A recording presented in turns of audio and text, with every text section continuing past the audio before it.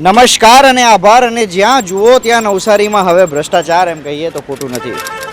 આ એક ભ્રષ્ટાચાર રૂપી ડ્રેનેજ યોજનાની અંદર મેં ઊભો છું। કદાચ ભ્રષ્ટાચાર રૂપી એટલા માટે કહેવામાં પડે કારણ કે જીયુડીસીના એન્જિનિયરો કદાચ એમની પાસે બુદ્ધિશક્તિનો અભાવ છે અથવા એમની પાસે કોઈ વિવેક નહીં હશે અને એની સાથે સાથે મહાનગરપાલિકાના જે અધિકારીઓ છે તે કદાચ આંધળા અને બેરા થઈ ચૂક્યા છે કે પોતાના શહેરની અંદર કોઈ વિકાસ પ્રગતિના કામ થતા હોય તો એ સારી રીતે થતા છે કે નથી તે જોવા માટે તે કોઈ ચોકસાઈ, કોઈ રોડ મેપ, કોઈ પ્લાનિંગ કરતા નથી।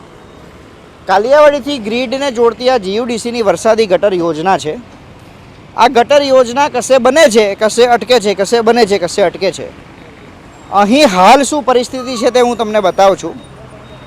આ ડ્રેનેજ યોજના આ વચ્ચે અહીંયા આ ગટર આવી ગઈ, બરાબર છે। આ ગટરની ચેમ્બર આવી ગઈ, એ તોડી નથી, અહીંયા આગળથી પાછી બનાવી દીધી। ત્યાં ગેસ લાઇન છે, આ બાજુ આવજો।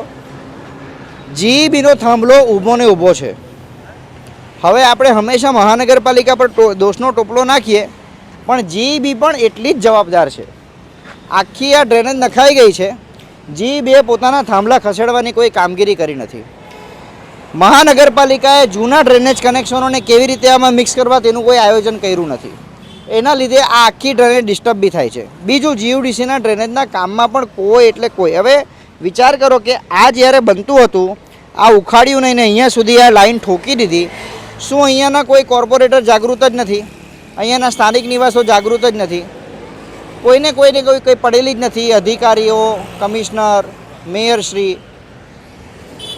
હવે કરવું શું? હવે આ તોડશે ત્યારે આપણને ડેમેજ થશે આની સાથે। એટલે વારે ઘડીએ ખોદો તોડો અને નાગરિકોને આવી રીતના અંદર પડી રહેવા દો। આગળ બી આપણે તમને પરિસ્થિતિ બતાવું તો વિચાર કરો, વરસાદી ગટર અહીંયા બાજુમાં છે અને એની બાજુમાં આટલી મોટી ચેમ્બર, એટલે આ કઈ રીતનું આયોજન હોય એમ?